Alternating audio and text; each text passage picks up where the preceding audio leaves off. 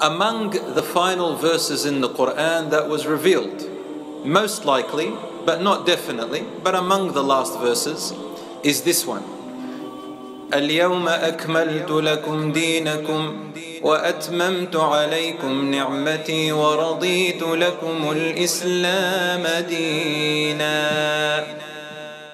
Allah subhanahu wa ta'ala said, today I have completed your religion for you,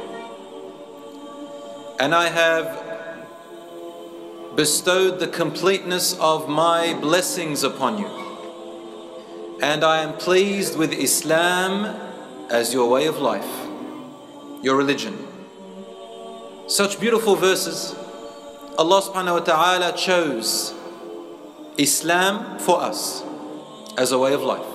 Not only that, Allah told us that He completed His blessing upon us, meaning through this way of life, Islam, every blessing will come your way from Allah. And that blessing is the blessing which Allah created the whole world to submit under.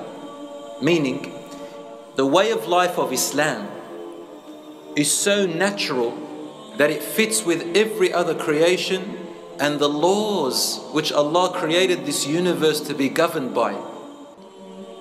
Okay, this is a blessing of Allah subhanahu wa ta'ala, which means that when you follow Islam, the blessing of it is absolute guidance in three ways. Spiritually, inside your soul; mentally, in your mind; and physically.